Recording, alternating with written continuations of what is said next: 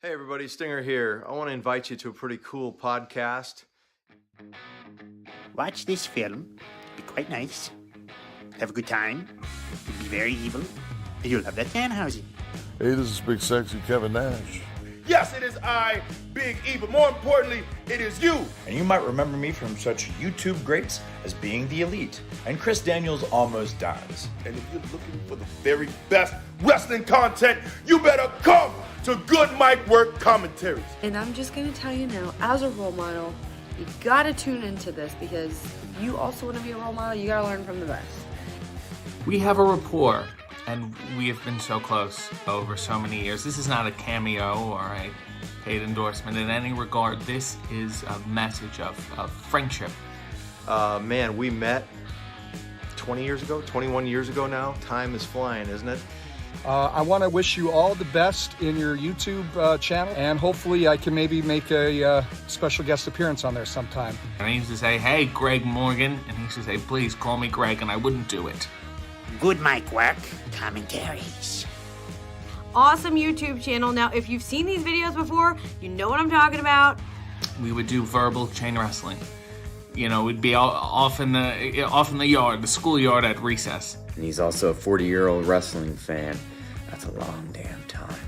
And we'd just be staring at each other, and he'd say, hammerlock. And I'd say, all right, I've reversed the hammerlock into a hammerlock of my own, then I put you in a headlock. And, you know, that would go on for hours. He's not gonna fill your head with bullshit. He's gonna tell you real deal, what's up, and that's that. Raw, SmackDown, NXT. This guy covers it all, my friends. I want you to go to his page, Good Mic Work on YouTube. Check out Good Mic Work Commentaries on YouTube. But we would have fun. We would run around. There would be a wooden hoop we would hit with a stick, and it would go down a hill. I'm about to go and watch a few videos myself. It's a very practical apparatus. We're really lacking in the world right now with some people that have a freaking brain cells. And now look at him. He has more YouTube views and subscribers than I do, and I'm fine with it because I played such an integral role in his upbringing. Don't you dare be sour. We always talked about wrestling. He was a big Lou Thez guy, and of course I had an affectation for the Hackenschmidts. Clap for Good Mic Work Commentaries. This is RJ City, a wrestling rock on tour. And feel the power. Listen to the podcast. Subscribe. You are watching Good Mic Work Commentaries. Good Mic Work Commentaries. Good Mic Work Commentaries. Good Mic Work Commentaries. Just want to encourage all you guys to check out Good Mic Work Commentaries. And if you don't, we're going to have a problem. Do it! Do it. Do it now! Thanks a lot for the encomium and the nice words about my father's Hall of Fame induction. Hope our paths cross again sometime down the road. Would love to shake your hand again, and good luck on this podcast. And you don't just watch it one time. You can rewatch every single one of them. And now, Good Mic Work Commentaries and Greg Morgan presents the Winged Eagle Podcast.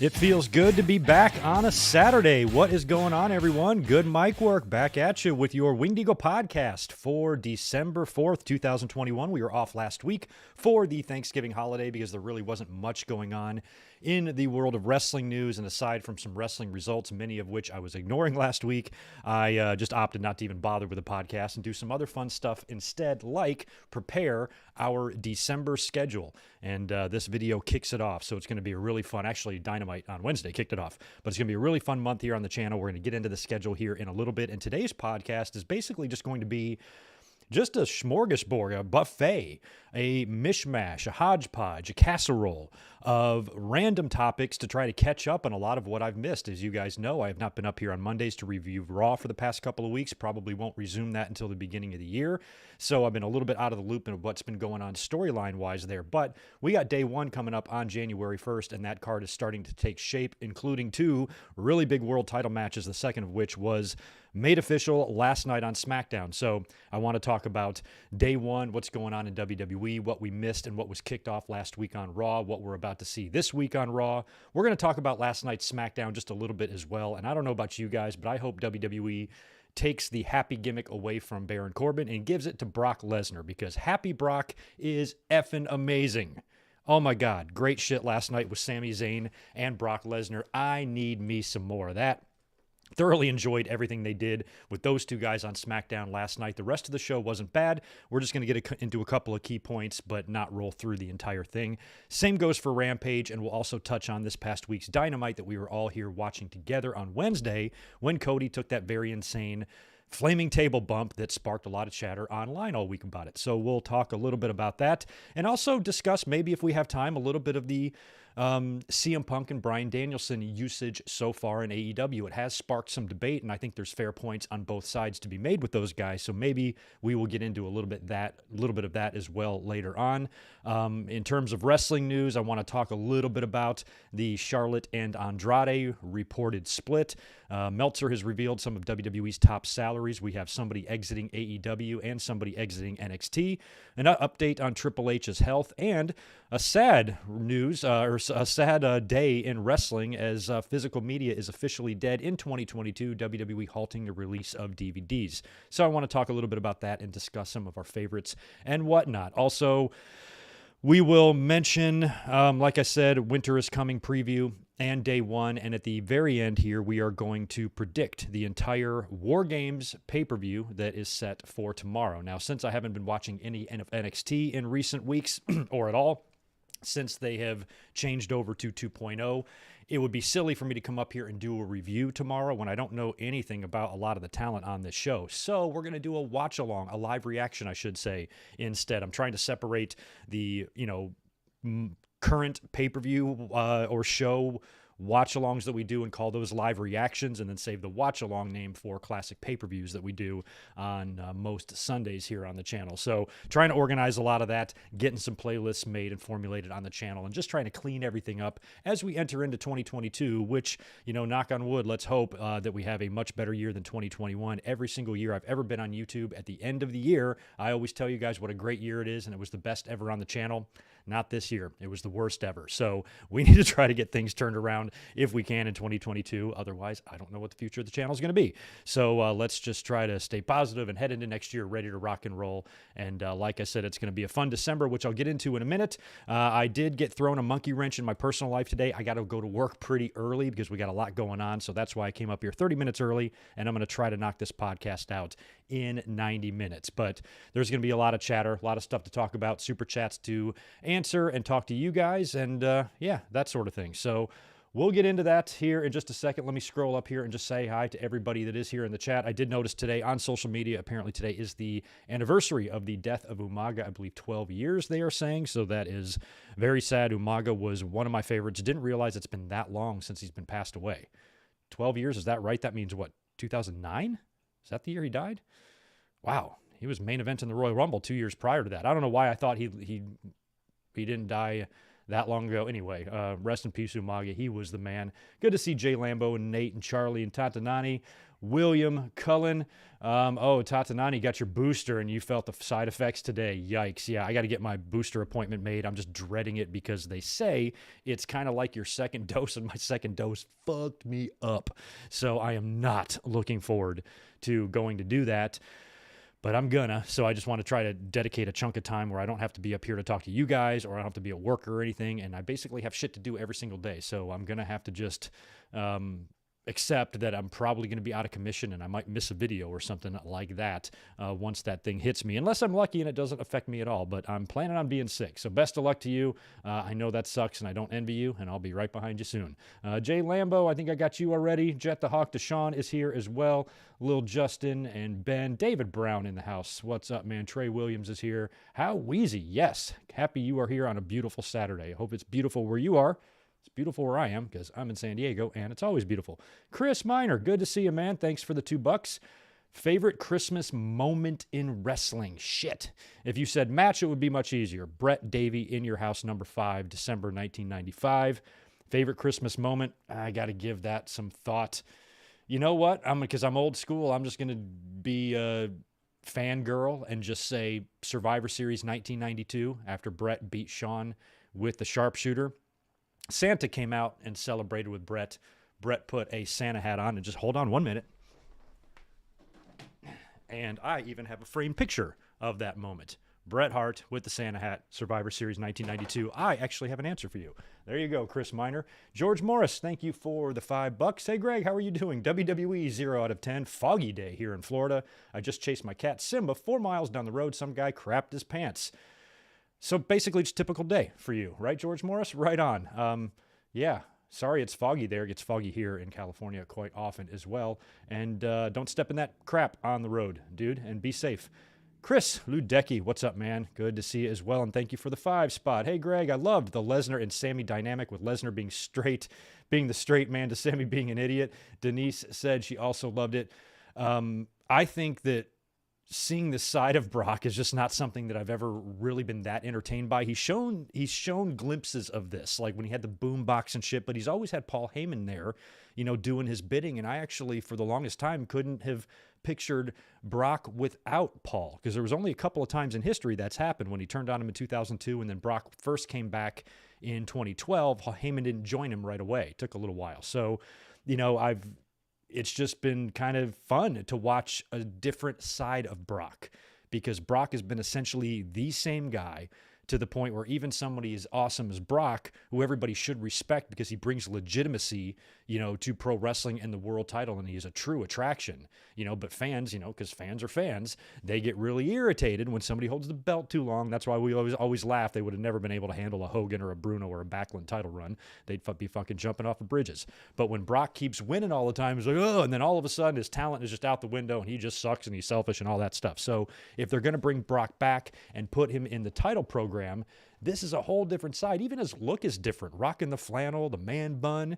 He's having a great time out there messing with Sammy. The way he was fucking with him last night was just beautiful to watch, and watch Sammy squirm and try to wiggle his way out of not getting murdered by this guy is so amazing. And Brock basically just went into SmackDown and imposed his will and manifested his title shot at day one, just like he wanted. And he coerced Sammy into doing all that. So to see him laughing, having a good time, just messing with people, trolling him a little bit, and intimidating the shit out of everyone, he's great. That's why I plopped the Santa hat on his head, because Brock is my wrestler of the week. He had me in stitches last night. I'm loving it. And I'm to the point now where I kind of want him to beat Roman. I'm kidding. I want Roman to break Bruno's record. But that match is now at day one. This is something we thought they would stretch and maybe possibly do at WrestleMania, unless they do one at WrestleMania, and this is just another match on the road to that. I don't know, but Brock and Roman, day one, New Year's Day, that's going to be some fun shit. We'll be here reviewing that after the show. I can't wait. There's probably a football game or two on that day as well, as there is right now. Who is it, Georgia and Alabama? If I'm taking away from that, I apologize. Actually, they are probably taking away from me. It's probably the other way around. Which reminds me, smash that thumbs up button for me if you don't mind. All right, I think that cleans up the Super Chats, at least for right now. Barry is here too, right on. Red Raven Rucker, Jose, and I don't know, I probably missed a couple others as well. Crush, the wrestling legend. I'm doing great today, my friend. Hope you are as well. I've not done a sound check yet. All right, we're looking good. All right, so let me just scroll up here to the top and just knock out a couple of pleasantries before we start getting into what we need to talk about. First things first is I want to shout out the Patreon subscribers real quick. If you'd like to support the channel, you can do so by scrolling down to the description and heading over to the Patreon page. And I shout out the subscribers every single week. If you pledge $10 or more or $200 more lifetime, you're in the description as well with a secondary shout out. But Kaylin Scott, I want to thank you very much, along with Divine Ricks, JJ Legg, Nikita Abalakin, Chris Miner, Super Fluffy Toaster, Deshaun Robinson, Jay Smoove, 1999, Martin Can, Apron Bump Podcast, Alan Carter, Nick Musser, Jimmy Anderson, K-Dogs Kennel, Ryan Y, Devlin Husband, John Redifer, Claudio Clavadetcher, Daniel Rodriguez, Barry MK, Josiah Blevins, Scott Moss, John Riffle, Michael Kumo, Naveed, Keith Salyers, and Blake Moran. Thank you, guys. And every time I look at some of these lifetime totals, blows my mind, man. Thank you for supporting the channel and keeping it going all these years. Couldn't do it without you.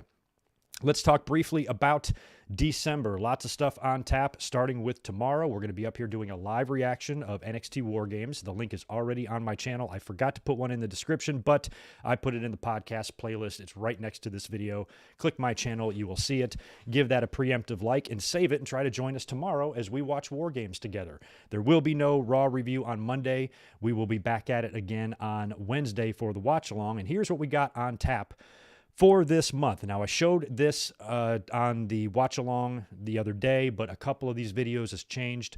One in particular is this coming Thursday, December 9th. I had planned to come up here and do a Vengeance 2001 watch-along because December 9th is the 20th anniversary of this show. But it's Christmas season at my restaurant. We got a lot going on that day, and I would be an asshole if I took the day off. So I had to change my plans. Instead of a watch-along, it's now a review. I'm going to bust out and record a review this weekend and have that uploaded on the channel on Thursday. So that's one difference.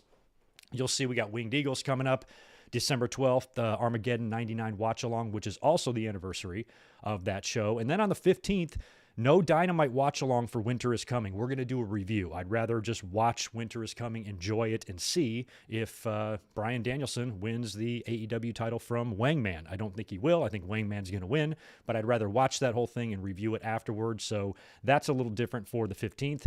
And then the watch-alongs round out the end of the year with Starrcade 98 and 1993 on the final two Sundays. We have a Slammy Awards 1987 review that I'm doing for fun on the 21st. It'll just be uploaded.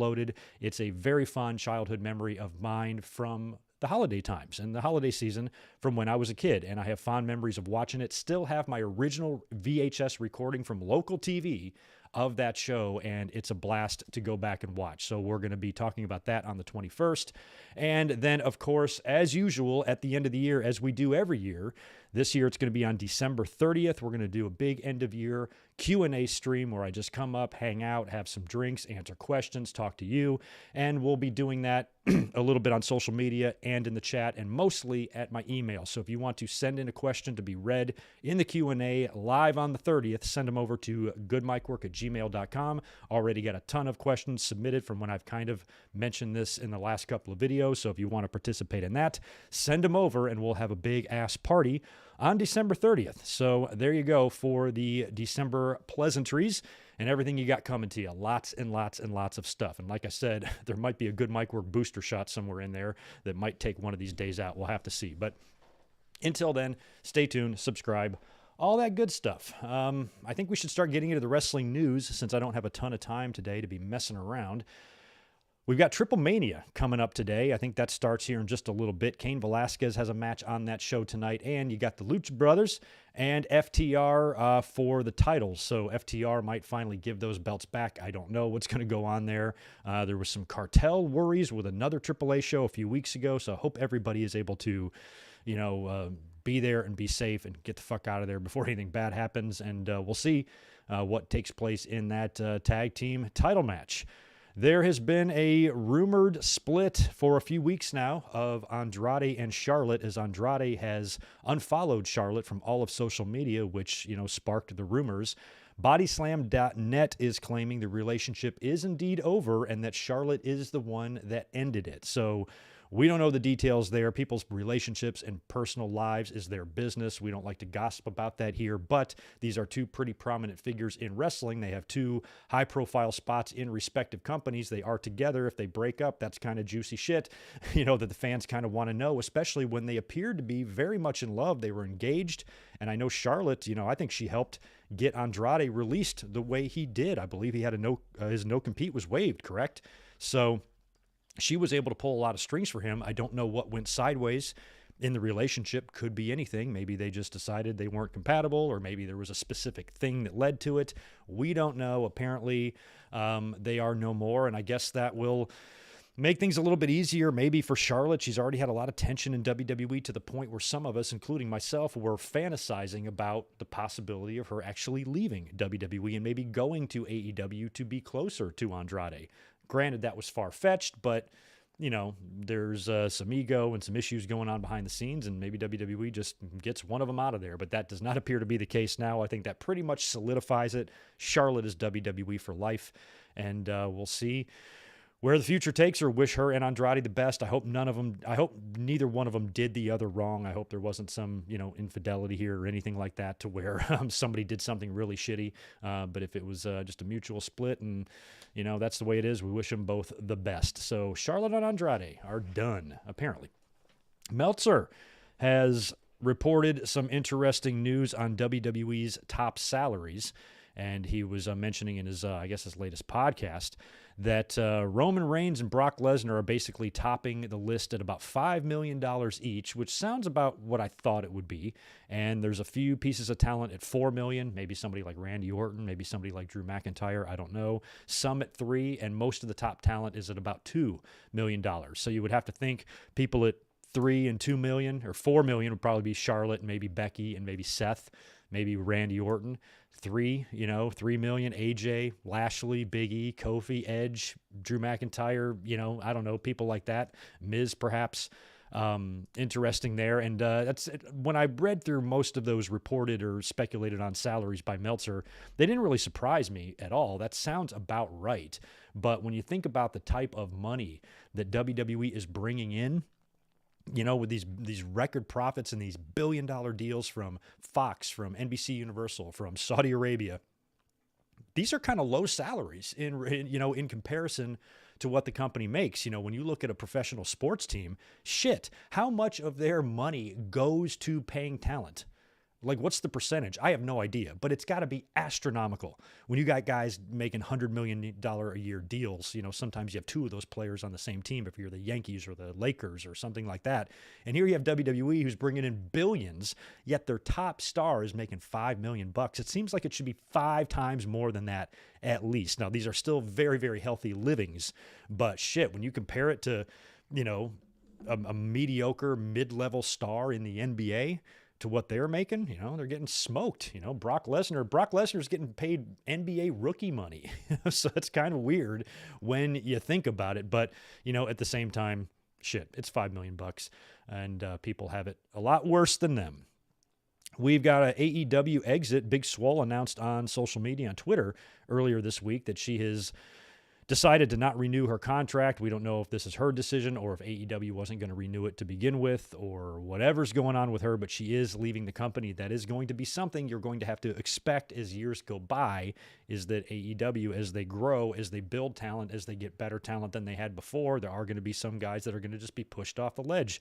You ever seen those, I don't know why I'm thinking of this, those things you'd see in casinos, like the machine with the money, and it's got like the shelves, and you drop a coin in and it falls, and then it pushes the other coins off, and you know what I mean? And then it pushes one off, and then you can win your money. I just feel like guys are going to be kind of pushed off as bigger, meatier, more recognizable talent keep funneling into the company, and we might get another influx here, in 2022 with a lot of big names, either already a free agent or about to be free agents. So we'll see more of this, but we wish her the best.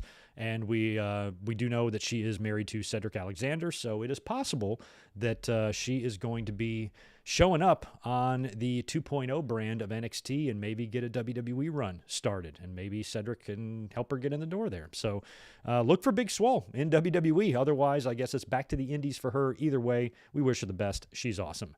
Speaking of departures, Beth Phoenix has also announced on social media that tomorrow will be her last day at the commentary booth in NXT. Long, heartfelt message thanking Shawn Michaels, Triple H, Stu Bennett, everybody that she works with there. I love Beth Phoenix on commentary. She is just such an angel to have in wrestling, and I don't want to see her go anywhere. The timing of this is a little weird, though, since Edge, as we'll talk about here in a minute, showed up on Raw, returned to Raw, and was confronted by Miz and Maurice. And the very first thing that every single fan thought of as soon as Maurice was with the Miz, well, that means Beth's going to be with Edge. So I'm wondering if it's just so she can leave and go do this program, or if she's really leaving NXT, she might still turn up in the Edge Miz stuff and she's really gone from NXT. I don't know which way it's going to be, but it sounds like she's leaving for good to spend more time with her family. But I wouldn't be surprised at all if she does at least make her presence known with the Miz and Maurice stuff. And I thought with her being in NXT, they could even do something where maybe Miz or Maurice shows up there and fucks with her or something just to piss Edge off. I thought that was something they could do. But after tomorrow, no more Beth in NXT. And that's a shame because we love Beth. Speaking of Meltzer, he also had an update on Triple H's health. Now, we had seen some footage of Triple H touring the new WWE HQ that they're about to move into soon, and he's been seen and he has been doing some light work. But according to Meltzer, that he said in a podcast appearance, he said that cardiac event was very, very serious and that Triple H has not returned to a full-time role yet, but does expect a full-time role in the future. So I guess they're really keeping an eye on his heart. Again, I don't know what the story was there. Cardiac event is very scary. And so, especially with your heart and a job like Triple H, Triple H's job, which is, so much stress, 90% of it is probably just stress and anxiety and go. It's definitely probably not good for your heart, for your blood pressure, or for your overall health in general, to work such a high stress job. So we wish Triple H the best. He is one of my favorite wrestlers ever. There was some chatter this week on Twitter. It was Booker T, Booker T had made the comment that Triple H was a bigger star before he married Stephanie than CM Punk has ever been in his life. And Booker T has not had very good takes as of late. A lot of his takes they don't make me mad. They just make me roll my eyes and go, oh, brother, kind of thing. Although this time, he's not all wrong. Triple H was always one of my favorites. And take it from me as somebody who lived, ate, breathed, and slept the Attitude Era. I was in my mid-20s during this run. I was at so many Raws, house shows, pay-per-views during this time. I watched Triple H and saw him many times per year live wrestle during his peak years from 97, 98, 99, 2000, 2001. I saw him wrestle a lot, and he was over like Rover before they even started the Stephanie storyline, or at least before they really got together. Think about what a great 2000 he had. During the year of 2000, he wasn't really with Stephanie yet. They kind of had a thing, and then they broke off or whatever, but he had a hell of a run there. Started it off in January with Cactus at the Rumble, retained at Mania, and had a great run with The Rock, and really built up his legacy and reputation until he ran into Austin at the end of the year and beat him in that 3 stages of hell match at No Way Out. Kick-ass match with The Undertaker at WrestleMania 17. Followed it up with a 2-man power trip and another great IC title match at Judgment Day with Kane until he tore his quad in 2001. Fans were behind him. Fans preferred him over Steve Austin. They respected his work rate. They respected, just the type of wrestler he was. And the Smarks, the people that you now see in the IWC, were actually more pro Triple H than they were pro Austin up until that quad tear. And then, of course, he returned in 2002, blew the roof off of MSG. 9 months later, fans turn on him as they do, and he's been a son of a bitch ever since. But Booker T brings up a good point. CM Punk's a massive star in current times, but in terms of what Triple H was able to do, the popularity he was able to achieve while being on the same roster as Taker, Rock, Austin, guys like that, he's the man, So we wish Triple H the best here. One of my favorite champions in all of professional wrestling. So just hope that he stays healthy and this WWE job doesn't put him in an early grave, because he doesn't deserve that, especially after what WWE did to NXT and all of his hard work. Speaking of other kind of bummed out news, I guess you could call it, or something that kind of disappointed me, WWE has announced that they are going to be halting the release of DVDs in the United States and Canada starting in 2022. That's a bummer. This is the official death of physical media, I should say. And as you can see behind me over here, I kind of like physical media. I really like collecting it. I'll probably always hang on to it or keep it. I've always been very uncomfortable with having to rely on a server or an internet connection to be able to watch something. I don't mind digital stuff. I have a hard drive loaded with wrestling footage, multiple hard drives with just seasons of Raw and every pay-per-view, and all these DVDs have all been ripped and burned and stored digitally. So if we do lose internet, I can still watch all my shit. But in terms of, current pay-per-views and all the streaming that's done on Peacock, that's it now. Like, that's streaming we knew was going to be the future. We knew we were going to be going to all streaming sooner or later, and I'm surprised it actually took them this long to halt the releases of DVDs, because people aren't really buying them. I don't even buy them. I think the last DVD I purchased was the Daniel Bryan and Scott Hall documentaries, which I swear were somewhere around 2014 or 2015 or something like that when they were released. So it's been a long time since I've even purchased one, but I always enjoyed buying the DVDs and going out and finding them and watching them and that sort of thing. And there have been some great WWE DVDs since they came out. The very first one I ever owned was the Triple H, the Game DVD, came out in like 2002. And I remember on the extras of that DVD, he put in there the Flair and Steamboat match from like 1991 or 89 or whatever it was as one of his DVD extras.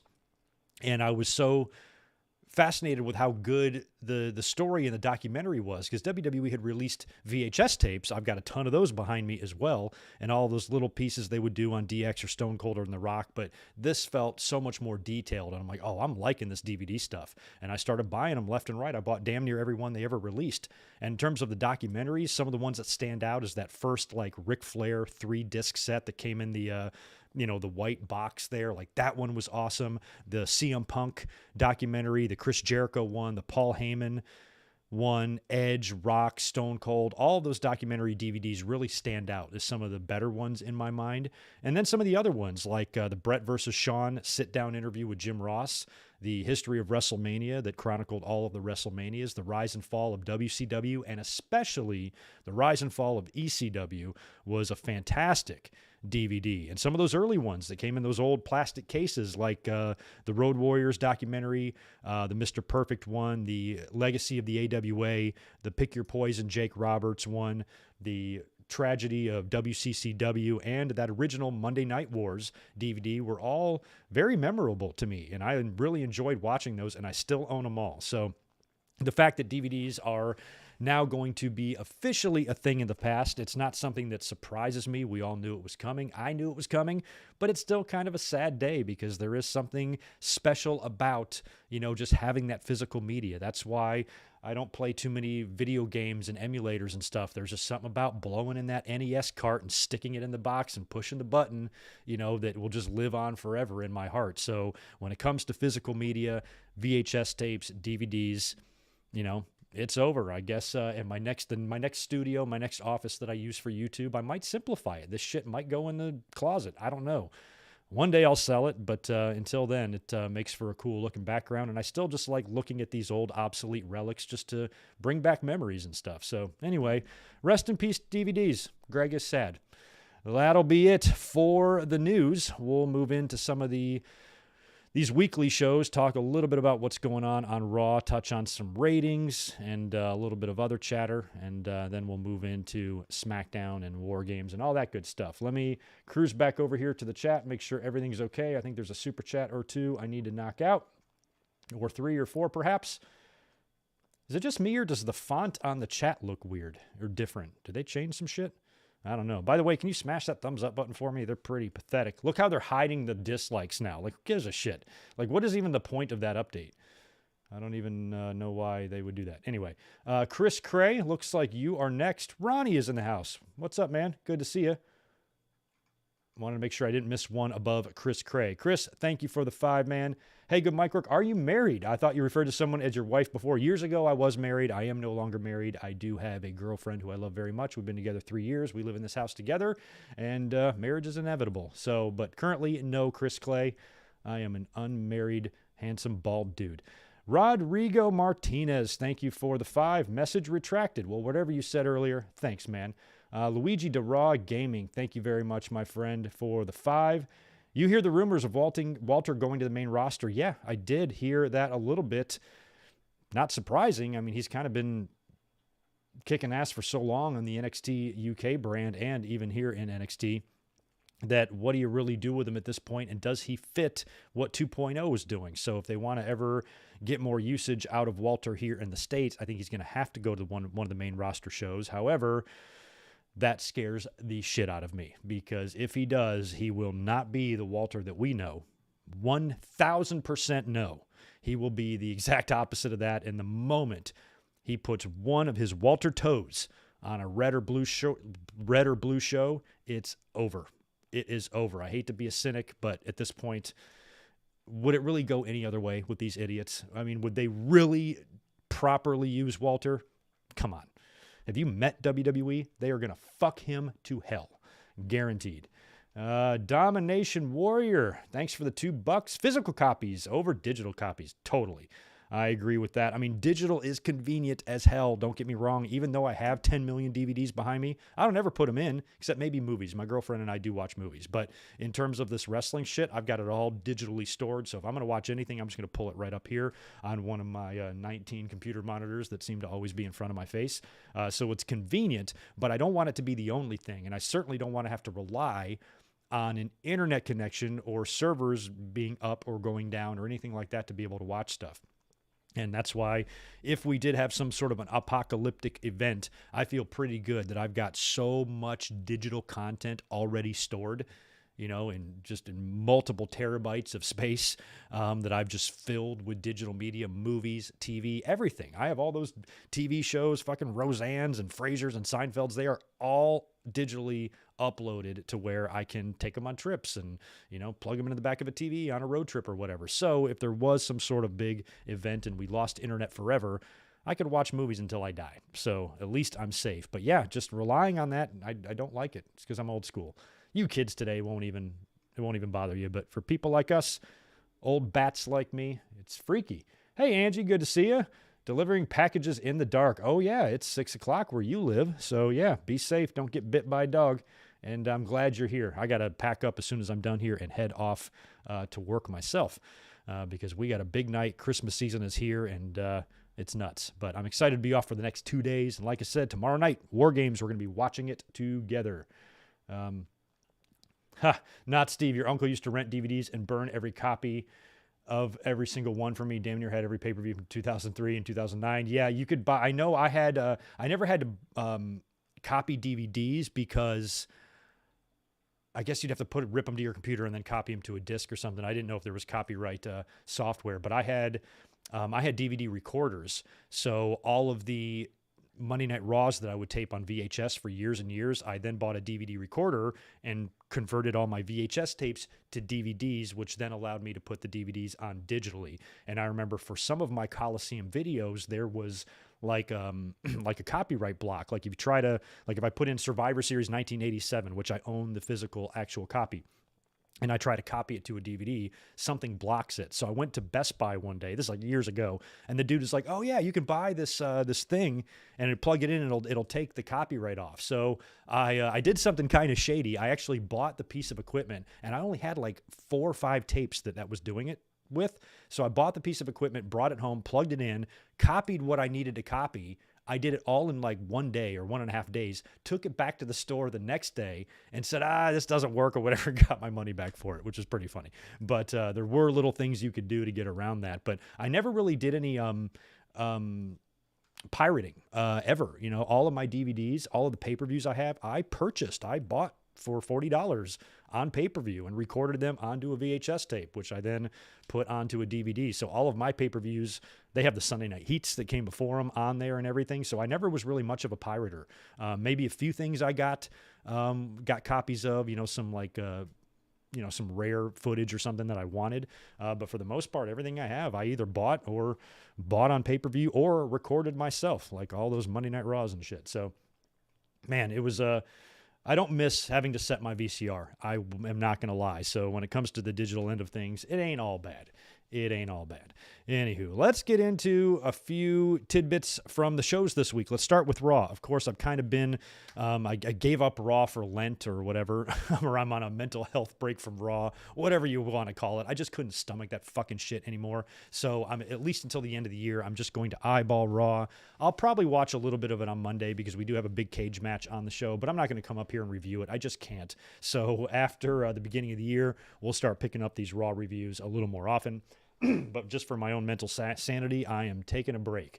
But this past week on Raw, we had the return of Edge, and we knew that Edge, because he even asked everybody on Twitter who he should feud with next, we knew he was going to come out there and kick off a program with someone. I don't think anybody expected it to be The Miz. So Edge is out there cutting a promo, all these guys to work with, and Finn Balor and AJ Styles, and all those matches really intrigue me. AJ and Finn both do. And The Miz, of all people, comes out, and he's got Maurice with him, who's like in her wrestling gear. Like all of a sudden she's just back, and they're not, did they even make a big deal about this? Like that she was even with him? So the fact that she was in his gear, I think made fans immediately think that Beth Phoenix is going to get involved in this at some point as well, which just for Edge and Beth, that might be something they want to do together and say, hey, we were able to, you know, work together, work in the ring together, and win a match together. And poor Miz and Maurice, they have to do this with everybody, it seems like. So they're going to wind up being Edge and Beth's bitches for sure, but we'll see if Beth even turns up there. So they had their little promo. It was okay. We're going to talk about it again here with Liv Morgan stuff because Edge mentioned that Miz went off on Dancing with the Stars, leaving his friend here to get fired. And, you know, Liv Morgan mentioned something like that too. And I think that's in really bad taste to bring up these releases in the name of like cheap heat or something. It makes you come off, it makes you look like a completely insensitive asshole. And to Vince McMahon, he has no idea that, you know, when you lose your job, it kind of sucks. You know, he is such a weird man. They are doing that documentary on him that I'm actually fucking scared to watch. Who knows what's going to be revealed in that thing? He's just the weirdest, oddest person. And I don't think he really even truly understands, you know, how shitty that comes off to mention the releases just to get a cheap reaction from the crowd because you don't know how to write anything any more compelling than that, so you have to go here, especially when this shit isn't true.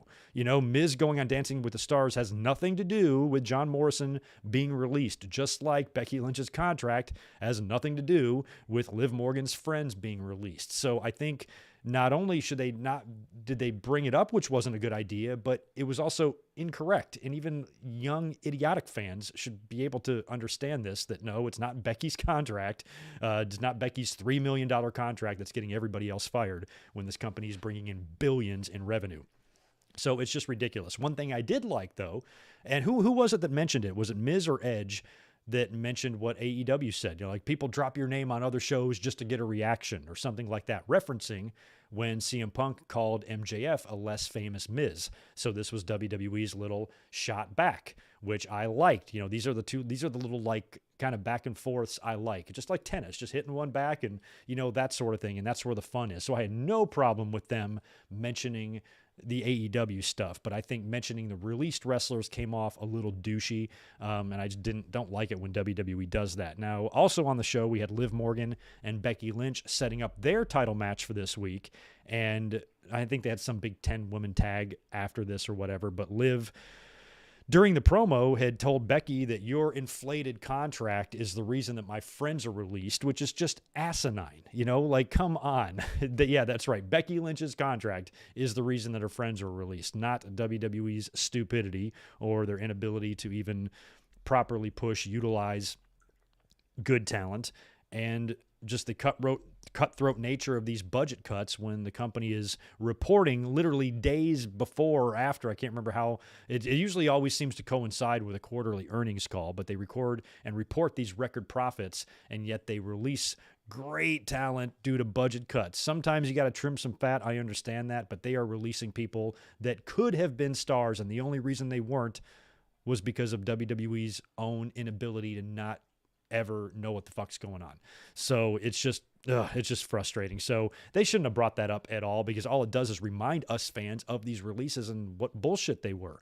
So not a good idea, WWE. Knock that shit off. Also, I don't know what's going on with Vince and Austin Theory. Vince seems to be very hands-on with Austin Theory. Austin joined Vince in his office throughout the whole show, and Vince kept repeating over and over again to expect the unexpected, which I'm so glad I didn't watch this show live, because I don't think I could have handled going backstage to Vince saying the same shit. This is just so creatively unsatisfying in so many ways. Like, this is the best you can kind of write for Vince trying to, actually help guide and hold a young talent's hand. This could be a major storyline here. The fact that Vince has taken liking to a dude named Austin, which I do think is funny, that might tie into that somehow, especially if Stone Cold Steve Austin makes an appearance in one of these segments. But, right now it's not doing much to help Austin Theory, and I think maybe it's Vince seeing potential in Austin Theory, and maybe Vince even recognizes how stupid his company is,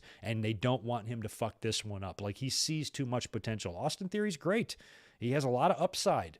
Young, he looks great. He's got all the stuff that Vince McMahon usually likes, if you know what I mean. And Vince maybe wants to make sure that they don't screw him up. And so Vince is like, let me handle this. Let me be on TV with this guy and get the fans to care and get the guy over. But so far, it ain't working, Vince. I really hope this develops into some really, really big career opportunity for Austin Theory. But in terms of whatever he's doing with McMahon here, if you were going to have Austin Theory spend an entire episode of Monday Night Raw with Vince McMahon, you could have written so much better shit than they did. I was like, man, you've got like 4 at least different segments with these two guys where they can banter back and forth for 30 seconds to a minute. And all you do is have Vince say, expect the unexpected, expect the unexpected. I'm okay, we get it. So I guess something unexpected will wind up happening to Austin Theory. I don't know if Vince will wind up turning on Austin Theory or if he will just continue to treat Austin Theory like shit until Austin Theory stands up to Vince. I don't know. I just don't trust it to go anywhere meaningful, and I think it's going to suck. So that's that. Also, Kevin Owens spent the entire show basically manipulating his way into the day one main event. So now instead of Big E versus Seth Rollins, it's a 3-way, Big E, Rollins, and Kevin Owens. So that's kind of big news, because we had heard that Kevin Owens' deal was up at the end of the year. January 1st is the next year. And he's booked in a cage versus Big E, I think this Monday on Raw too, right? So he's got a cage match against Big E. I was saying as soon as the kind of program with Big E and Owens started kicking off, I was like, if he is going to leave WWE and he is, in fact, going to bounce and go to AEW, I'm so happy he's working with Big E on his way out the door. That's the perfect thing to do. Put over your champion. This guy's never held a title before. Kevin Owens, even though WWE has criminally underused him, and the fact that he's only had one Universal title run is a goddamn disgrace. But at the same time, he has been a top-tier talent the entire time he's been there. Even this past year, he had a long program with Roman Reigns, that started like a year ago or whatever it was. He's always doing something, even though it's not maybe as much as the fans would like to see from him, type of thing. So he is a credible opponent, and I think Kevin Owens and Big E are friends. Kevin Owens would be honored to just go out on his back, getting beat by Big E clean on his way out the door. Maybe even do like a Jericho type of deal where he gets beat and he's dragged out of the building kicking and screaming. That's the type of exit I would expect Kevin Owens to have from WWE, because he's going to be one of those guys that if he does leave, I don't think he's going to have a whole lot of negative stuff to say about WWE. I'm sure he's very disappointed, like Moxley was, with, some of his storylines there and stuff like that, and felt like he could have been used better, but still at the same time, he was treated relatively well there. I just think fans thought he could have been treated better. So he doesn't seem like a guy who's going to be going on podcasts and just ripping them apart. I'm sure he's going to tell some stories about how dumb they were in certain specific situations, but I don't think he's going to come off as bitter or angry or anything like that over WWE, because he was treated well and paid well. But creatively, I would think in terms of his career, I would love to see him jump to AEW and wrestle as Kevin Steen with all those guys there that he has so much history with. Just a new, fresh chapter. while AEW, is, picking up the momentum and starting to get, attract some of that talent to come over there, and he'd be a great addition. So I don't know what his contract status is. I don't know when it's officially up. I haven't seen any websites, or the ones I give a shit about anyway, report on any specific contract ending date. We did hear about the story of Johnny Gargano signing a small extension to get him through tomorrow's War Games. Sounds like he might be out the door. I think if he was going to sign an extension, he would have already. So he signed a short-term deal just to get him through what they need him for, and then he might be gone. Kyle O'Reilly, his deal is coming up too. What do you guys think about these dudes? Are they going to go? If I'm leaving if I'm all three of them. I want all three of them out of there and all over to AEW if it was up to me. But I think Kevin Owens is the biggest one. I would really love to see him jump. So perhaps his deal was up maybe at the end of the year. December 31st would be an odd date for your contract to be up. But most of the time it's just up a certain amount of years from the date that you signed. So maybe it is possible that it was up at the end of the year, officially on the 31st, but maybe he signed a one-day extension like like Jeff Jarrett did when he lost to China, or something like that. By the way, China, her Twitter account followed me this week. That felt nice. So maybe it's something like that, and Kevin is sticking around to do one more match, and he's going to lose at day one and take the pin and go off to AEW, and then Seth and Big E will pick things up the next night on Raw. Or they might, because Kevin Owens is one to kind of hit you with a swerve and another swerve type of thing. So if Owens is leaving, I'd like, that'd be cool if he stuck around for like another week and then worked like the Monday Night Raw after. Like let's say some Big E obviously retains at day one.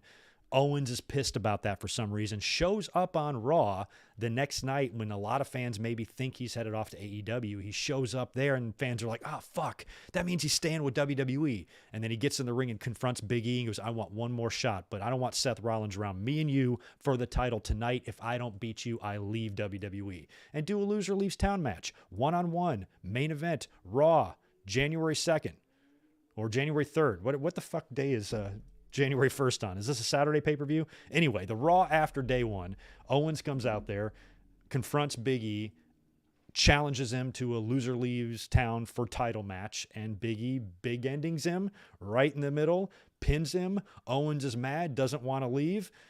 Sonya and Adam come out with security, and they just like Jericho, and they just drag Owens, and he's yelling and he's screaming, nah, and just drag him right out of the WWE. Like Bobby Heenan, was dragged out by Gorilla Monsoon and thrown out the back door. Like, that's the way heels have to leave. And I think Owens would be more than willing to do that for Big E and give that moment for Big E. I think it would be good for both of them. So I would love to see some sort of a scenario like that play out for Kevin Owens. And then his contract is up. And technically, if that scenario were to play out and his contract is officially up and that match with Big E is his last match ever, 2 days later, he could show up on Dynamite. That would be cool. And that day, it won't be January 4th, will it? Bummer. I don't think it will. It would be really cool if it could be January 4th, because all crazy shit always goes down on January 4th. Nope, that will be January 5th, Dynamite, when that takes place. So something like that would be really cool with Kevin Owens. Or he might have quietly signed a 5-year extension and he ain't going nowhere. We'll have to wait and see. So anyway, this week looks good. On Monday, we've got Edge lined up to be on Miz TV. We have Becky Lynch defending the Raw Women's title against Liv Morgan. And we've got Kevin Owens and Big E in a cage, which on paper looks marvelous. So hopefully Raw will be decent. Like I said, I'm not going to review the show that night, but I might eyeball it and at least see what happens. We'll move on to AEW Dynamite here in just a second. Let me scroll up here. Knock out a couple of more super chats that are rolling in. Also, thumbs up button would be nice if you guys could keep on tapping that. I'd appreciate it. Rodrigo, are you the next one? Or did I get that one already? Nope, I didn't get you yet. Thank you, man, for 5 more. I like to see Sami Zayn, Cesaro, Roderick Strong, Booker T, Io Shirai, Tommaso Ciampa, John Morrison, Finn Balor, Roddy Strong, and Seth in AEW. I'd like to see all of them in AEW too. I don't think you're going to see Seth there. I don't think you're going to see, well, you might see Booker. He was on the Jericho Cruise, although he is really towing that company line right now. The other ones, possibly. Roderick Strong, I think, is coughing up that belt tomorrow. Balor would be great there. All of them would be great there. The only one I feel like could be WWE for life is Seth. I think that Seth probably wouldn't jump because he's created quite the legacy for himself in WWE. And I kind of think he could be like a Randy Orton type of guy and a Randy Orton type of legacy, although Seth in AEW would be fun. He couldn't be Seth. He'd have to be Tyler Black or something. But having a match with Hangman Page or something like that. And by the way, I was going to mention something about Hangman, or I'm going to mention him in a minute. So I'll hold that thought. Mr. J33352, thank you very much, dude, for the $5. CM Punk is losing to MJF. Going toe-to-toe on the... is losing to MJF, going toe-to-toe on the mic. MJF versus John Cena on the mic would be magic. A lot of people are saying that MJF has been winning that mic battle. I'm going to be honest. I'm underwhelmed with it. I thought CM Punk and MJF was going to be the one face-to-face promo matchup above all that I wanted to see when Punk came back. I'm like, when that happens, I might make a mess out of my pants. And it wasn't bad or anything. You know, both guys are excellent on the mic. I just kind of thought it was going to be a little bit better.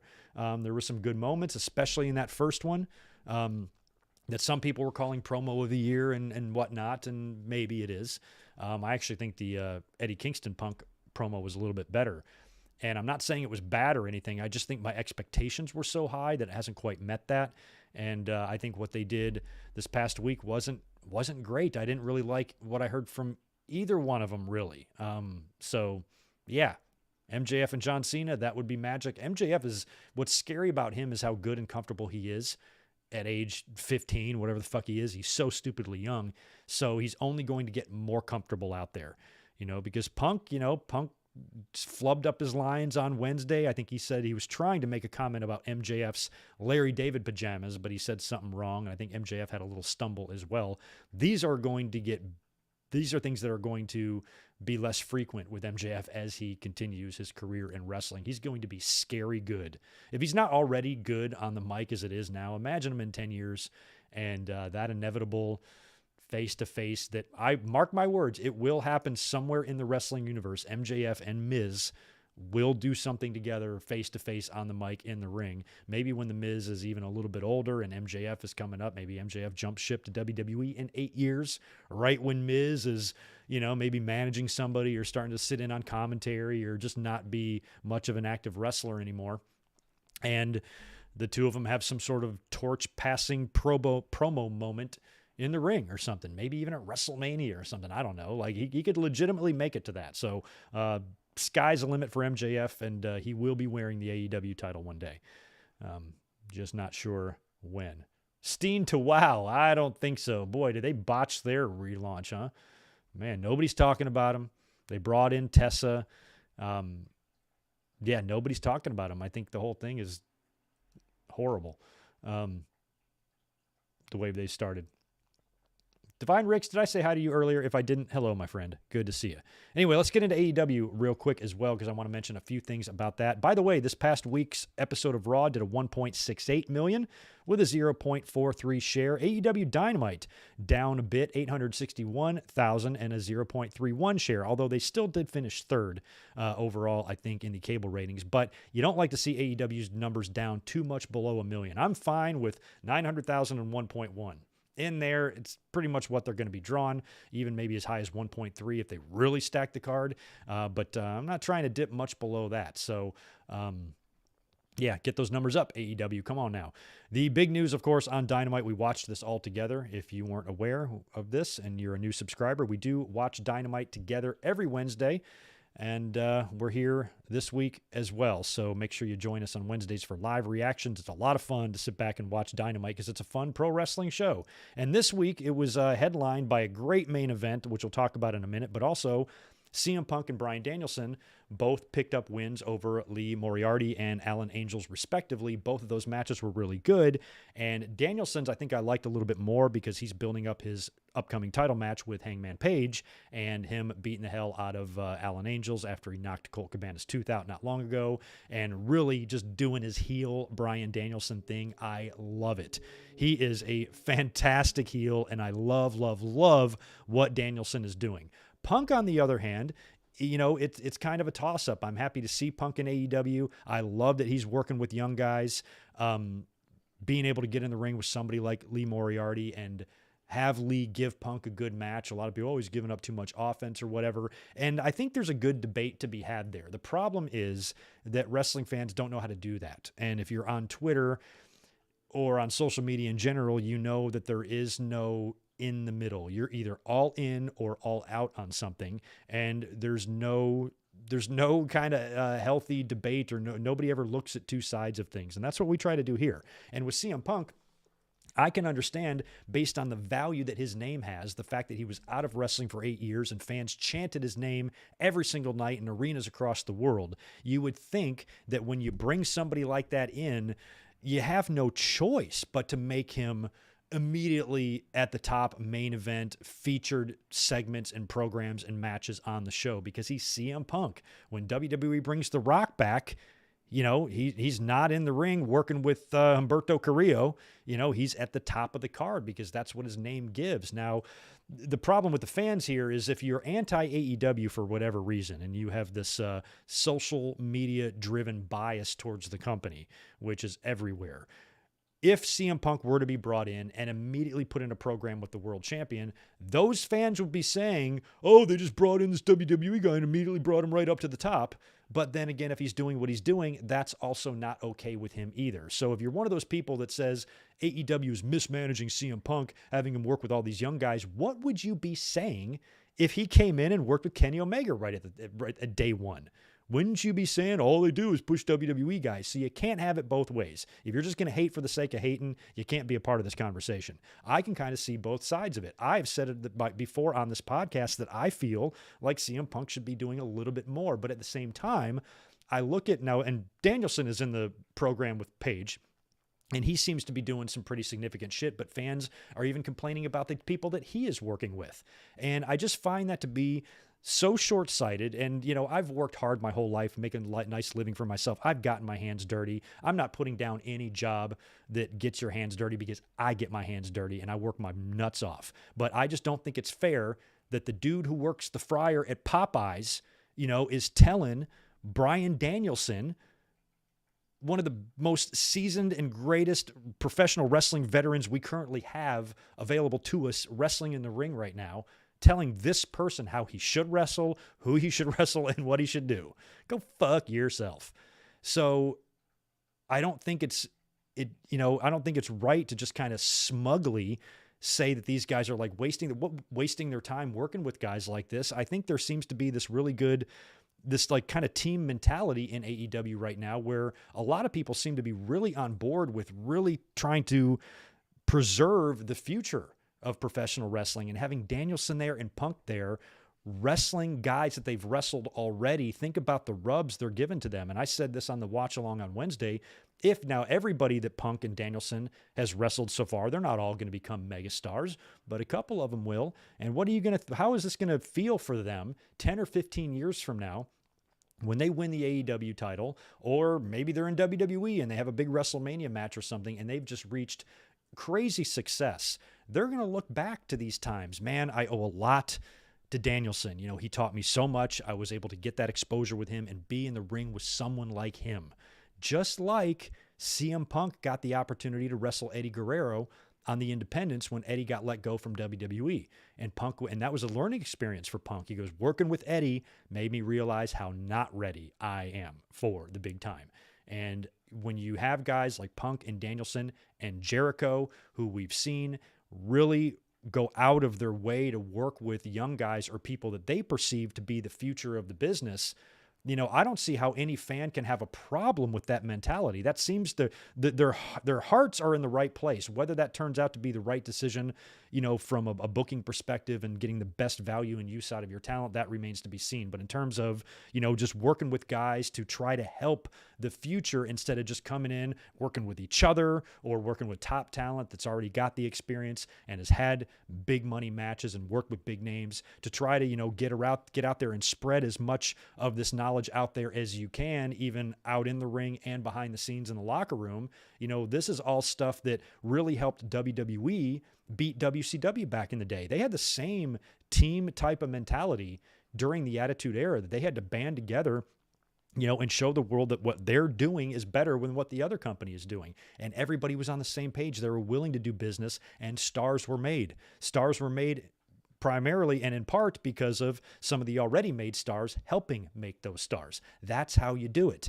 And unfortunately, WWE and a lot of fans who were in diapers during the Attitude Era, they get pissed at stuff like this because it doesn't fit their very embarrassingly limited understanding of what the fuck pro wrestling is. And I think you should be able to debate this and look at it as both sides. It's not just all wrong. It's not just all right. With CM Punk, I kind of feel like he should be doing a little bit more, but at the same time, it's really a nice breath of fresh air to see a guy that really wants to go out there and take care of the younger generation and give them as much knowledge as he can.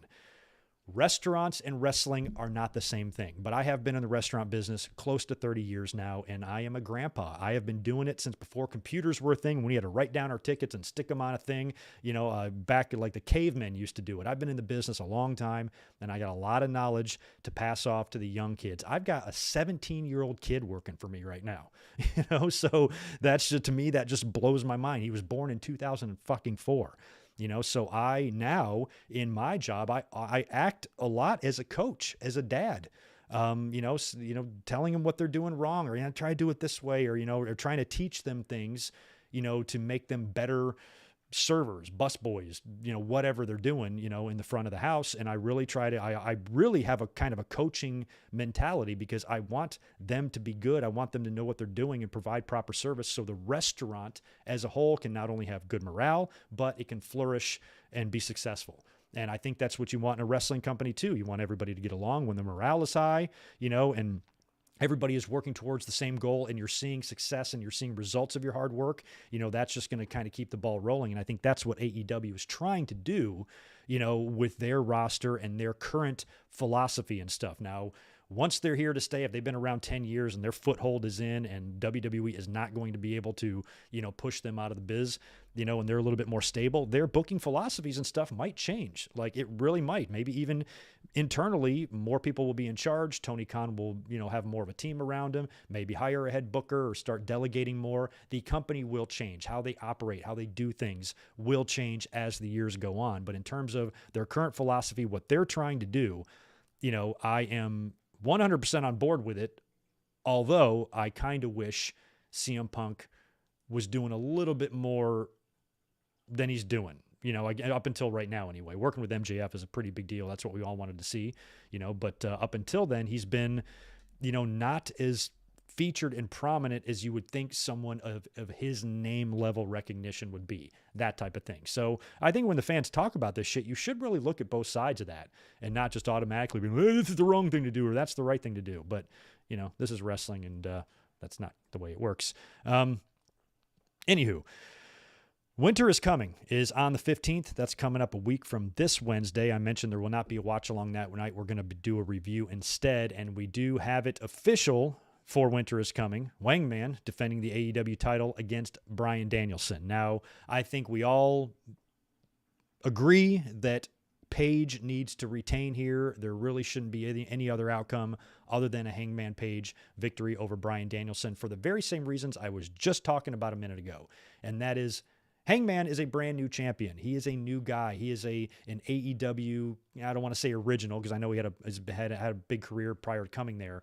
But I compare his spot in AEW to where Randy Orton is in WWE. I think Hangman should try to develop a Randy Orton-like legacy for himself. And I think one of the first things you do to establish Hangman as a main event player who's for real is to buckshot lariat and pin Bryan Danielson 1, 2, goddamn 3 in the middle, squeaky, sparkling clean. Is the only way to do it, because it won't do anything to harm Danielson. Plus, he's a heel, and he can just talk shit the next week and make everybody forget about it. But it would be a hell of a way to establish Hangman Page, giving him a victory like that. That's where you get your money out of Danielson. That's where it benefits you the most. And when you put the title on Hangman, only to take it off of him immediately and give it to Danielson, I think as much as people love Danielson, I think that's going to they will get a lot of criticism if Danielson wins the title. And I love Danielson, and I want him to win the AEW title, but I'm more interested in making Hangman, making sure that he is a big star and solidifying him as a major player who can beat anybody. A match like this and a victory like this can do that. And another thing about Hangman, I'm going to make an early prediction about Hangman Page here. You know, he failed at becoming the first ever AEW champion, losing in that inaugural match to Chris Jericho. So he failed at becoming the first ever champion, but I think I'm going to predict that Hangman Page will be the first guy to be a two-time AEW champion. That's what I predict right here, right now, is that he'll be the first guy to hold the title twice. And I think that would be a nice consolation prize to him not being the first guy to win it, but he is the first guy to win it twice. That would be nice for him. That would be something that AEW would probably want to have in their record books and kind of be proud of. So I would like to see Hangman beat Danielson here, you know, and then drop the title sometime down the road, maybe in a few months, and then win it back in a rematch like WWE does. Maybe with Danielson, maybe another opponent. You know, they cheat, they screw him over, win the title, they run the match back, and Wangman retains.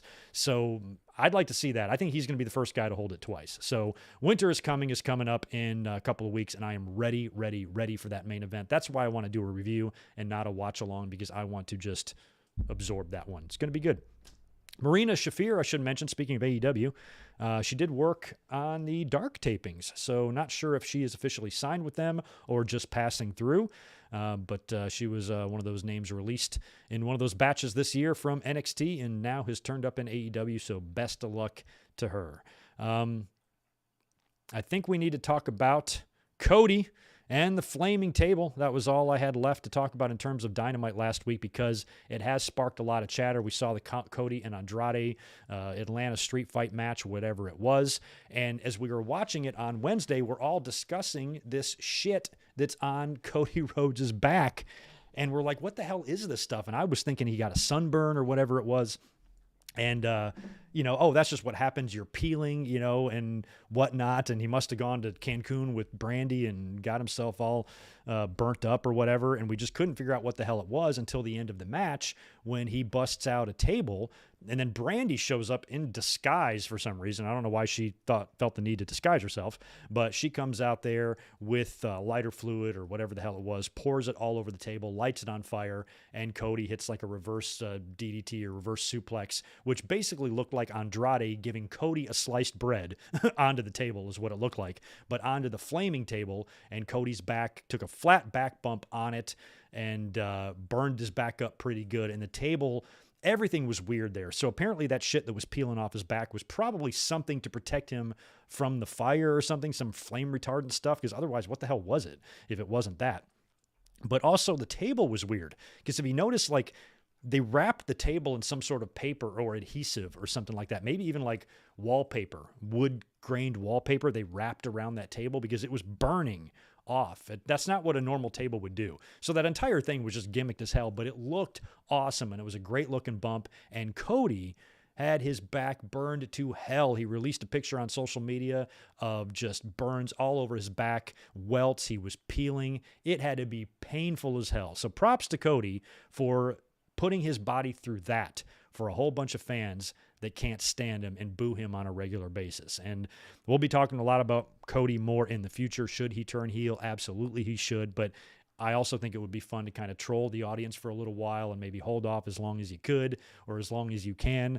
But at some point, I don't know how he's going to be able to keep up this delusion that the fans love him because, you know, we always used to make fun of WWE for that. No matter how loud John Cena was booed, they would just pretend it was cheers. So if Cody wants to do that just to be cute, that might be fun. It wouldn't bother me. But at the same time, there could be some money to be made in a Cody heel turn, considering how the fans are so up his ass. And I think that he could be an effective heel and one that the fans would enjoy disliking to the point that fans might actually come around on him and start liking him again. So if Cody is really concerned with getting the fans to care about him, the best route to achieving that is going heel first and doing such good heel work that now all these smart fans love you, because that's the way they operate. I think it's cool to be bizarre. So they prefer going that route in order to find love for a wrestler, and that's the only way to get there. You got to trick them. So if I'm a wrestler, I'm like, you know what? I'm going to go heel, be a great heel. Then they'll start loving me, and then I can go babyface, and they'll actually give a shit. So that's kind of how you have to do it these days with all these asswads that occupy the IWC.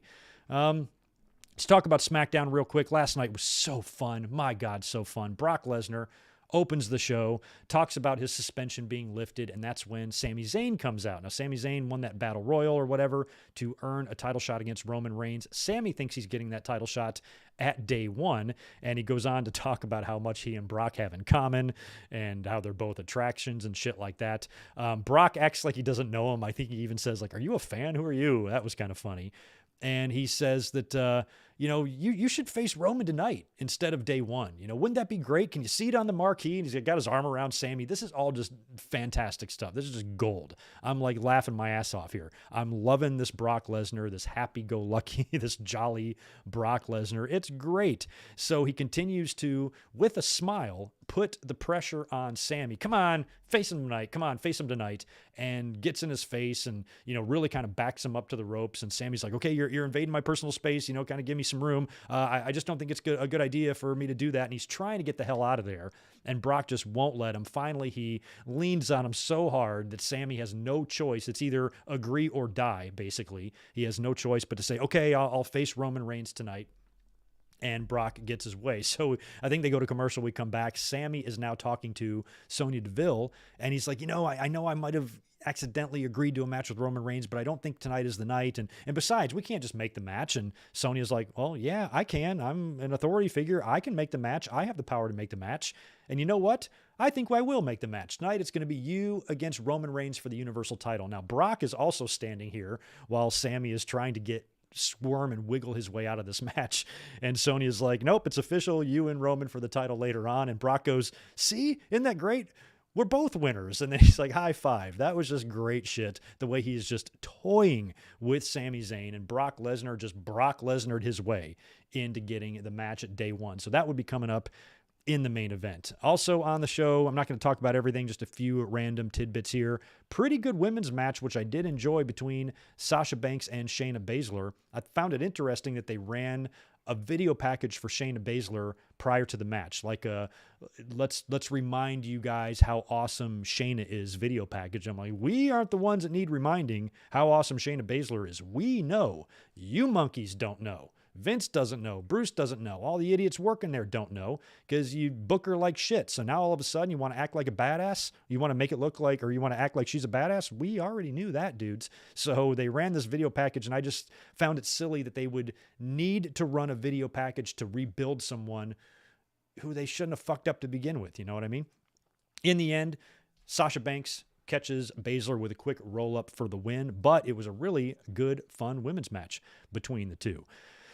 Some stupid stuff going on with Drew McIntyre, Hardy, and Happy Talk. Adam Pearce has got some travel issues. He's on the phone with Sonya. He's basically pussing out because he's scared shitless of Brock Lesnar, so he doesn't want to come to work. Drew McIntyre comes in looking for him, but he's not there. And then we do a terrible segment with Corbin, Madcap Moss, Hardy, and Drew, which doesn't deserve any time. Also, Los Lotharios defeated the Viking Raiders. Nakamura and Rick Boogs are out there making all sorts of ruckus, trying to distract the Lotharios, but instead they distracted the Viking Raiders, and the Vikings lost. But instead of kicking the shit out of Nakamura, and Nakamura, by the way, I'm not sure if you guys know this, he's Intercontinental Champion. Were you guys aware? Some people forgot. WWE in particular. But Raiders go out there to confront, I guess, Nakamura and Boogs, but all they do is wind up kind of jamming with them. So, this show sometimes. Another really good-looking Xia Li package, that fun comic book type of vignette they're running for her, was done, and they say she's debuting in the ring next week. I liked Xia Li a lot. I liked what she was doing in NXT. I liked that transformation she went through. She reminds me a lot, and I think WWE could be positioning Xia Li to be the new Asuka. Like, basically, they want to do Asuka again. And they're trying it with Xia Li because she is just a scary woman, and she's just got those hard strikes, and she is a little similar to Asuka. You know what I mean? So if they wind up bringing Asuka back, we don't even know what the status of Asuka is, if she's going to maybe be leaving WWE one day. or whatever. But if Asuka's contract is coming up and it looks like she's not going to be sticking around, or WWE is just going to get rid of Asuka or something like that, I'd put her in a program with Xia Li and have Xia Li beat her and kind of do that almost like torch passing thing or something, and start booking Xia Li as somebody who is unstoppable. Give her a winning streak. Unfortunately, this isn't NXT. This is main roster, and it ain't going to go like that. But she's got potential to be a fucking badass if they book her right, and they sure are spending a lot of money on the presentation of everything, which usually when WWE spends a ton of money on the presentation, the character still sucks and the booking still sucks. So we'll see what they do with her, but I really like Xia Li and what we're seeing from her so far. Xavier Woods defeated Jey Uso via DQ. Woods brought out Kofi Kingston, returning Kofi Kingston to be in Woods' corner. Jimmy got caused the DQ in that, and later on they would announce that the New Day would be challenging the Usos for the tag titles at day one.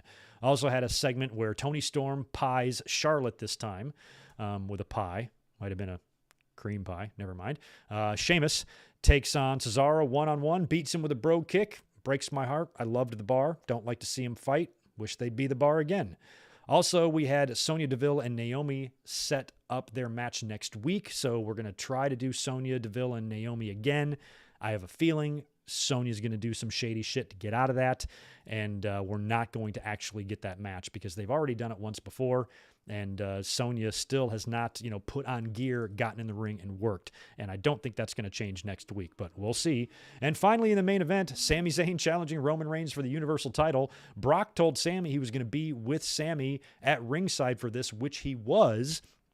But before the match even gets started, Brock just decides to beat the hell out of Sami Zayn. As if Roman needed help to beat Sami, Brock made sure that it was going to be easy pickings for Roman, beat the hell out of Sami. Roman comes out for the match then, beats Sami Zayn relatively easily after a spear, and he could have pinned him, but picked him up and puts him in the guillotine instead and retains the title. And Brock got what he wanted. He came to SmackDown last night to make sure that he faces Roman Reigns at day one, and that match is now set. So what do you think? Is there going to be a title change at day one? I mean, Roman escaped Crown Jewel. Maybe he doesn't escape day one. Does Brock win at the beginning of the year, or does Roman keep rolling into Mania? I don't know. We got plenty of time to talk about day one, and we'll be doing predictions at the end of the year, probably in that year-end Q&A. Might be where we knock out those predictions. We'll see. Anyway, real quick, let me run through Rampage, and then I got to get into these War Games predictions because I got to get out of here pretty soon. Last night's Rampage was pretty decent. Sammy Guevara had a fun TNT title defense against Tony Nese, which he won. Some people were talking about Sami Guevara's TNT title run. And I think, I kind of agree with those who feel like it's been a little bit underwhelming. I think he's been kind of the least significant TNT champion we've had so far. A lot of the reason for that is because he's in the inner circle and everything going on with America's Top Team and that shit. It's made the title feel secondary, or kind of hid the title or buried the title under a lot of other stuff. And we haven't seen the title being featured as importantly as it used to. Like, basically, I would have never taken the title off Miro. You guys know when they did that Miro and Sammy Guevara match, I was predicting Miro. I'm like, no way Sammy Guevara wins this. He did. I enjoyed the match, but it was up to me, and I could go back and redo that one. I'd keep the belt on Miro.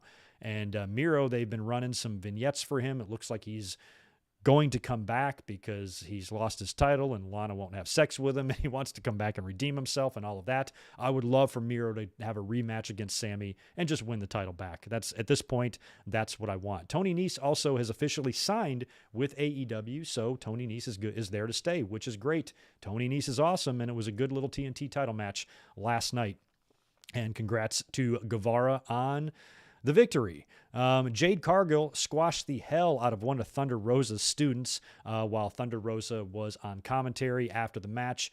Jade continues the attack, and Rosa comes out to make the save. And, of course, we've got Jade and Thunder Rosa coming up here in the, the semis of the TBS tournament. That's going to be a fun match. I'm interested in that one. Jade didn't look too bad in this quick little match here. That rookie, sold hard for her, and she hit her with her finish that even looked really good. So, Jade, I kind of like what I saw from her last night. Really fun tag main event as well with Pac and Penta taking on FTR. Malachi Black showed up near the end of the match to spit the black mist in the good eye of Pac. So he's already got the eye patch on. He gets hit in the other eye with the mist. And Dax is able to roll him up for the win. After the match, FTR continues the attack and even unmasks Penta. Takes the mask off. He's covered up. Jose runs in to try to cover him up. Or Abrahantes did. To cover him up. And I think Dax or Cash, one of them, put the mask on. It was crazy. Good little episode of Rampage. I like these hour shows. 3 matches, real quick, easy to watch, and typical Rampage last night, and it was a good one.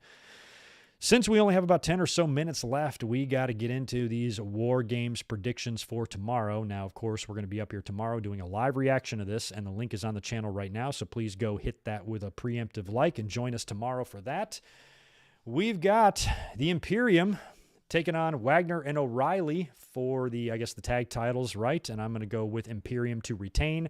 I really hope that Kyle O'Reilly and Johnny Gargano leave when their contracts are up. Johnny Gargano, it feels like he's out the door because, like we heard, he signed that tiny extension to get him through War Games. If he was going to sign anything long-term, I think he would have done it. So, I think he's at least going to leave the company temporarily, maybe, see what AEW can offer him, and then maybe he'll come back. I don't know. But based on that, it feels like he is probably going to leave, and I hope he does. Kyle O'Reilly, same thing. Not that O'Reilly can't stay there and still do stuff, but once NXT changed formats, there's just not really a place for these type of wrestlers anymore. You know, O'Reilly, Gargano, Timothy Thatcher comes to mind. These guys, I just want them all out of there in an AEW because what the fuck is WWE going to do with them? So since O'Reilly could potentially be leaving as well, I know WWE's very high on Von Wagner, but I think Imperium will retain there. But then again, what do I know? We've got Cameron Grimes taking on Duke Hudson in a hair versus hair match. Now, Grimes has already cut his hair. That makes me think he's going to lose. Jeff Jarrett did the same thing when he had the hair match against X-Pac at Highway to Hell. He, before he came out there with like super short hair, like he was already preparing to lose his hair. And I'm like, why did he do that? Why did he cut it before he cut it type of thing? So normally I would pick Grimes in this, but since he's already cut his hair, shit, I think maybe Duke Hudson might beat him and Grimes has to shave his head. I don't know what's going on with this storyline. I'm probably wrong on this, but since Grimes has already given himself a little bit of a Shawn Michaels 2002 cut, I think I'm going to go Hudson. Finish the job. Buzz it off. Look like me. Also, Joe Gacy taking on Roderick Strong. Don't know much about Joe Gacy's character, just a little bit that kind of cracks me up. And there has been talk of WWE doing away with the Cruiserweight title. And Joe Gacy has kind of been, you know, Mr. Woke guy, and he wants an all-inclusive title and all of this shit. So this, all signs to me are pointing to Gacy beating Roderick Strong for the Cruiserweight title and potentially renaming it and maybe making some sort of a special title out of it, like the eco-friendly title or the FTW title or something like that. I feel like is coming here, and the Cruiserweight title and the Cruiserweight division, I think, needs to be completely scrapped. It was never really good. They tried. Maybe at first it was decent, but man, there haven't been many botches as bad as WWE's failed Cruiserweight division. I think it's time to end it and put the title on Joe Gacy and make it like an open weight title or a custom title or an all-inclusive title. Maybe even women can contend for this thing. Who knows? Have some fun with it. Why not? We've got the Women's War Games match. Raquel Gonzalez, Io Shirai, Cora Jade, and Kaylee Ray taking on Dakota Kai and Toxic Attraction. So far, I've got all heels winning here, don't I? So I feel like, is Gacy even a heel? Is Roderick a heel? Who the fuck is a heel in that? Maybe they're both heels. I don't know. I feel like I've got all heels winning so far, but I think that needs to continue here. I'm going to go Dakota Kai and Toxic Attraction to win. Mandy Rose is the champ. Gigi and What's-Her-Face are the tag champs, correct? I guess maybe the baby faces could win here. Io Shirai, I would not want to face her in a War Games match, so I might be wrong on that one. But I got to go with it because I don't know what the hell I'm talking about here. So I just got to wing it, see what happens. I'm going Dakota Kai and Toxic Attraction. And finally, in the men's War Games match, it's basically 1.0 versus 2.0. Pete Dunne, LA Knight, Johnny Gargano, and Tommaso Ciampa taking on Grayson Waller, Carmelo Hayes, Tony D'Angelo, and of course, Braun Breaker.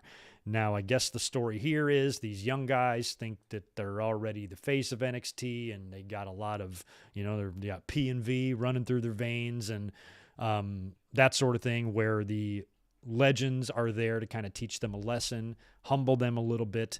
And I think that's the way it should go. With Gargano potentially leaving, though, I don't know if his team is going to win or if he would be somebody to eat the pin in a situation like this.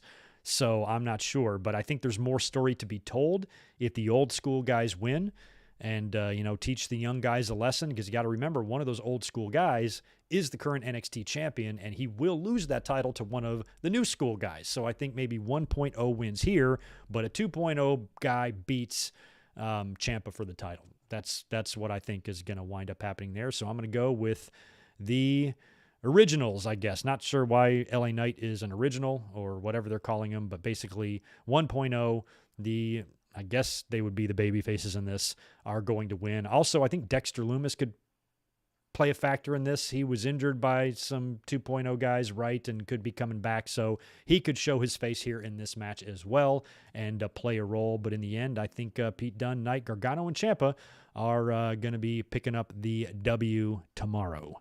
So there you go. Just to recap on that, Imperium over Wagner and O'Reilly, Hudson over Grimes, Gacy over Strong, Dakota and Toxic Attraction to win the Women's War Games, and 1.0 to win the Men's War Games. There you go. Join us tomorrow for the live reaction. It'll be a lot of fun. We are just about finished up and out of time here, but let me cruise over. I got some more supers to knock out. Divine Ricks is back. Good to see you, my friend. Do you have 2 coming in here? Let me knock out this first one first. Hey, Greg, who is your favorite member of Evolution?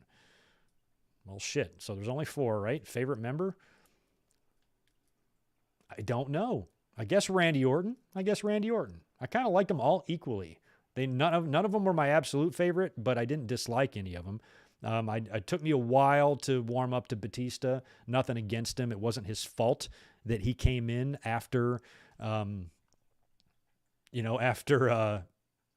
Lesnar. It's like how Triple H and Randy Orton had to follow Shawn and Taker at WrestleMania 25. It wasn't their fault. It's just an impossible match to follow. So when you're having another, big, muscly, intimidating guy replace the one that just left and went off to the NFL and UFC and stuff, and he's a lot less talented and a lot less athletic and shit like that, to me, I missed Brock, and Batista wasn't the same, although I grew to respect Batista as, he went into his second title run and, could show that he could really go in there, and Hogan was like that too. He could just turn it up when he wanted to, and every now and then it was like, oh, he can fucking go. He doesn't get enough credit for that. So I wound up respecting Batista, but I don't think he was ever my favorite. And then while Triple H was on top of that group, of course, Triple H had the reign of terror, heat, and hate from all the audience members. So I might just have to go Randy Orton, although it's not even a good answer because I've never really thought about it before. And you got 5 more in from Divine. Hey, Greg, who will win this triple threat match? CM Punk versus Cole versus Tony Schiavone, and the love for Britt Baker match. Cole will win. Punk and Tony Schiavone will fall through the ropes and stumble outside of the ring. And then Adam Cole will do a big suicide dive to Punk, throw Tony Schiavone in the ring, hit him with the boom, and get the win and win the love of Britt Baker. That's the finish I'd go with there. Tony's got to take the pin in a match like that. It can't go any other way. Charlie, yes, I'm watching TakeOver. I just fucking said that 2 seconds ago. We will be watching TakeOver tomorrow together. So be here.